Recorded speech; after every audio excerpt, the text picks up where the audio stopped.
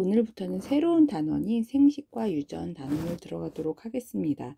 굉장히 복잡한 단원인 것 같아요. 왜냐하면 생식, 그러니까 자식을 갖는 것, 유전, 나의 형제를 나의 자손에게 물려주는 것, 이런 것들이 지금 굉장히 큰 덩어리의 내용인데 이것이 한 단원에 묶여 있으니 굉장히 크겠죠. 그렇지만 굉장히 우리에게 신기하고 또 이제 중학교에서 이제 고등학교로 넘어가는 과정에 이제 눈에 보이지 않는 것들을 이제 탐구해야 되기 때문에 또 한 단계 우리가 또 업그레이드된 그런 기분도 느낄 수 있을 겁니다. 어쨌든 오늘은 그중 첫 시간 생식에 대해서도 알아보려고 하고요. 그 중에서 우리가 이제 중점적으로 바라보게 될 세포 분열, 근데 그 세포 분열이 왜 필요한지 그 까닭을 알아보도록 할게요. 자, 그래서 오늘 여러분들이 꼭 알아야 되는 것은 세포 분열을 왜 해야 되는가인 것입니다. 일단 이제 우리가 이제 세포의 크기에 대해서 한번 생각을 해보죠. 우리가 알고 있는 다양한 세포들이 있습니다. 우리가 2학년 때 배웠던 적혈구도 여기 있고요. 사이즈가 한 7에서 8 마이크로미터 정도 되는구나 보도록 하죠. 여기 보면 이제 우리가 1학기 때 했었던 뉴런이라고 하는 것도 있네요. 그죠? 이것은 일반적인 식물 세포입니다. 그죠? 세포벽이 있고요. 그리고 여기는 우리가 이제 많이 알고 있는 대장균. 그죠? 대장균 같은 경우는 우리 몸에도 굉장히 많이 살고 있죠. 그래서 이런 것들의 세포들의 어떤 사이즈가 이제 있는데 사실 세포라고 하는 것들은 종이 달라도 같은 종류의 세포의 크기에는 큰 차이가 없다고 합니다. 둘 다 1000배로 이제 관찰한 코끼리의 적혈구 백혈구 그리고 인간의 적혈구 백혈구, 코끼리가 인간보다 훨씬 큼에도 불구하고 사실상의 사이즈의 큰 차이는 없고요. 결국 코끼리가 덩치가 큰 이유는 세포 한 개 자체가 크기가 큰 것이 아니고 인간보다 세포가 그만큼 많은 것 때문이라는 거죠. 즉 세포는 자기 몸을 키우기보다는 언제나 분열해서 세포의 수를 늘리는 선택을 하게 됩니다. 그렇다면 왜 우리가 세포 분열을 해야 될까요? 라는 것을 글쎄요, 여기에 대한 정답을 알 수 있는 사람은 없겠지만, 그죠? 그렇지만 이것을 왜 해야 되는지를 한번 우리가 논리적으로 한번 논증을 해보자는 거죠. 그거는 가능할 것 같아요. 그래서 우리가 한번 논증을 해볼 겁니다. 그걸 위해서 교과서에서 실험을 제시를 해주고 있는데요. 굉장히 중요한 실험이니까 잘 이해를 해볼게요. 일단 가로 4cm, 세로 2cm, 높이 2cm인 직류명체 모양의 우무라고 하는 것은 묵을 생각하시면 됩니다. 묵이라든가 한천이라든가 아니면 뭐가 있을까요? 창포묵, 도토리묵, 그런 느낌의 그 어떤 조각이에요. 그 조각 2개를 준비를 하고 그 중에 한 조각은 좀 자릅니다. 그러니까 지금 여기서 얘기하는 것이 이해가 좀 잘 안 된다면 이런 그림을 상상하시면 되겠죠. 그래서 여기가 4cm, 그 다음에 2cm, 높이 2cm 이렇게 하나 만들고, 이게 이제 한 세트. 이건 똑같은 크기의 세트를 하나 만들어서 반으로 한번 잘랐다. 그래서 여기 한 덩어리, 요거는 세포 2덩어리로 되어 있는 생물체, 얘는 세포 한 덩어리가 그 자기인 생물체, 이렇게 생각을 해보자는 거죠. 자, 그런 다음에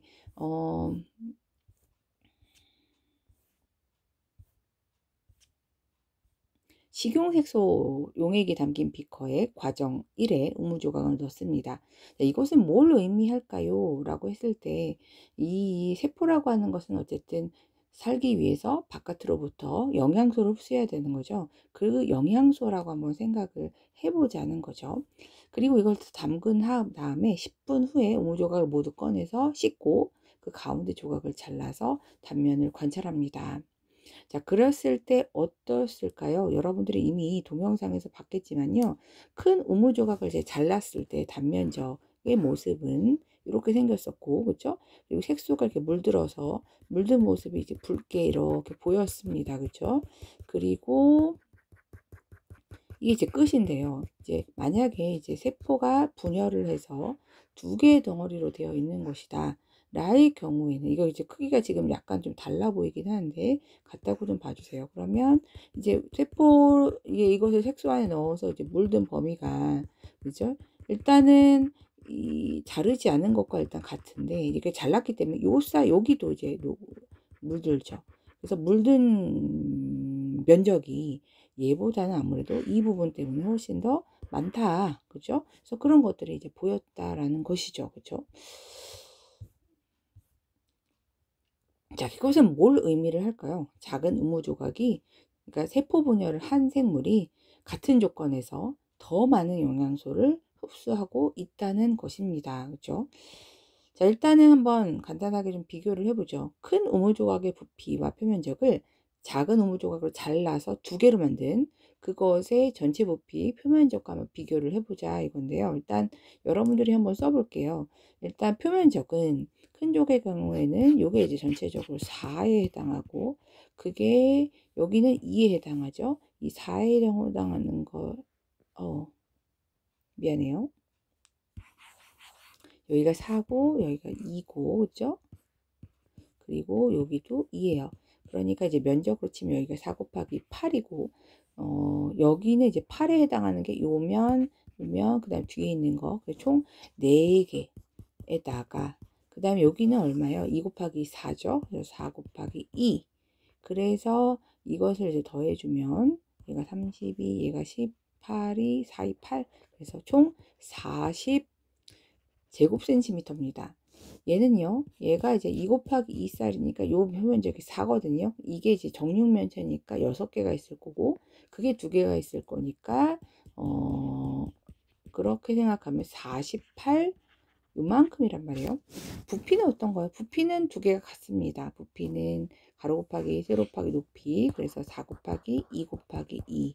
그래서 16, 단위는 세제곱, 그죠? 얘도 어차피 요거와 요거 같은, 붙여놓으면 같은 사이즈니까 16 세제곱 센티미터 겠네요. 그죠? 자, 근데 그럼 이제 뭐가 중요하냐? 일단 부피는 같습니다. 같은데요. 부피에 대해서 내가 영양소를 흡수하는 것은 표면적을 통해서 흡수를 하잖아요. 이제 부피에 대한 표면적은 얼마냐라고 계산을 해주면 16분의 40, 얘는요 16분의 48이란 겁니다. 분모가 같기 때문에 부피에 대한 표면적은 지금 내가 작은 조각 2개를 잘랐을 때가 훨씬 더 크다. 영양소가 훨씬 더 많이 흡수된 이유가 부피에 대해 덩치에 비해서 표면적이 크기 때문이었구나 라는 걸 우리가 알 수가 있다라는 것이죠. 그죠? 자, 그러면 우리가 이제 설명을 해볼 수가 있습니다.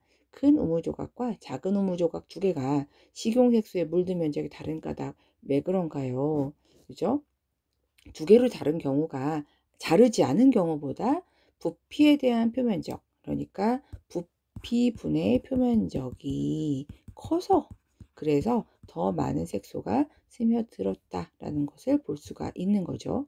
여기다가 우리가 하고자 했던 거는 왜 세포 분열이 필요하냐였으니까요. 세포라는 말, 영양소라는 말을 사용해서 한번 설명을 해볼까요? 자, 그럼 이렇게 설명할 수 있을 겁니다. 세포가 커지면요, 부피에 대한 표면적의 비율이 커지지 않습니다. 생각보다 작아지고 있어요. 그러니까 덩치가 커진 만큼 영양소도 많이 필요한데 영양소를 흡수해야 될 표면적의 비율은 오히려 작아진단 말이에요. 그러니까 세포가 필요한 영양소를 흡수하는데 굉장히 불리해집니다.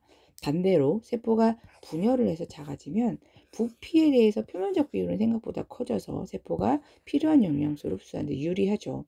우리는 이제 영양소에 대한 얘기만 했지만 사실 세포는 뭘 해야 되냐면 먹었으면 배출해야 되죠. 그죠? 그러니까 노폐물도 보내야 되는데 노폐물도 아마도 표면적을 통해 나갈 건데 이 표면적이라고 하는 것이 너무 세포가 커지면 표면적의 비율이 작아지니 그러면 노폐물을 배출하기도 사실 굉장히 불리하겠다라는 걸 볼 수 있죠. 따라서 생물은 세포의 크기가 계속 커지는 것보다는 차라리 분열해서 세포수를 늘리는 거지, 이런 영양소를 흡수하고 그리고 노폐물을 배출하는 그런 것을 우리가 뭐라고 하냐면 물질 교환이라고 합니다. 그러한 물질 교환을 하는데 조금 더 효율적이다라는 표현을 해줄 수가 있는 것이죠. 잘 논증이 되었나요? 여러분들이 그렇다고 생각한다면 잘된 논증인 겁니다. 자, 정리를 할게요. 생물이 성장할 때는 몸집이 커질 때 세포가 커지는 게 아니고 세포의 수가 늘어납니다. 우리가 이것을 세포 분열이라고 하고요. 그리고 세포는 물질 교환이라는 것이 필요해요. 세포는 생명활동을 하면서 세포의 표면을 통해서 물질을 교환을 하죠. 그죠? 영양소는 받아들이고 노폐물은 보내야 합니다. 자, 근데 세포 분열이 없으면 어떻게 되나요? 세포가 크기는 커져서 덩치는 커지고 영양소는 많이 필요한데 그 덩치에 비해서 표면적의 비율이 작아지면서 그런 영양소를 흡수하거나 노폐물을 버리는 물질 교환이라는 것에 불리하게 되더라 이거죠.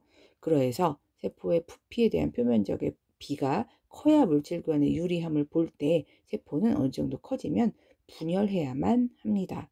우리가 이것을 이렇게 논증을 했다라는 거죠. 자, 스스로 확인하기 한번 확인해 볼게요. 1번. 세포 하나가 두 개로 나눠지는 걸 뭐라고 하나요? 네, 세포 분열이라고 하죠. 세포는 크기가 커지는 것보다는 어느 정도 커지면 분열하는 것이 부피에 대한 표면적, 그러니까 똑같은 덩치에 대해서 내가 영양소를 흡수할 수 있는 표면에 대한 비가 오히려 커지면서 물질 교환에 유리하다라는 거죠. 이게 제가 드라이브에다 올려놓으면 약간 그 자리가 위치가 변경이 되더라고요. 그래서 조금 문제가 있습니다.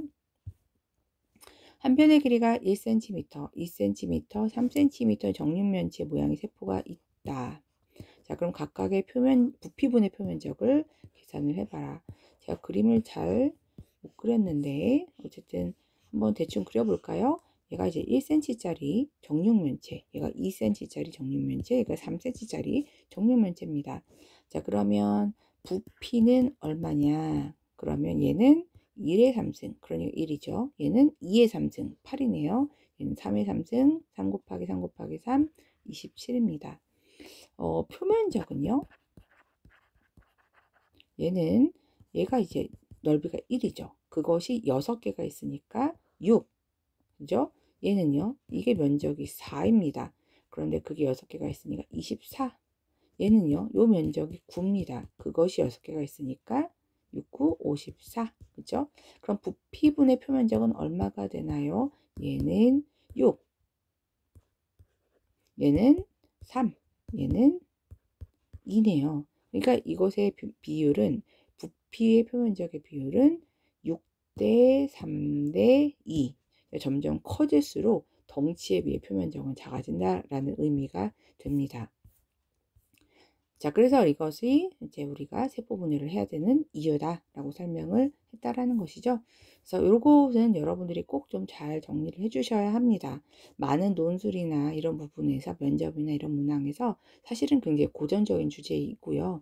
그리고 논리적으로 설명을 해야 될 뿐만 아니라 약간의 이제 수적인 것도 필요하기 때문에 여러분들이 되게 좋은 문제다라고 생각하고 꼭 좀 숙지하시기를 바랍니다. 수고하셨습니다.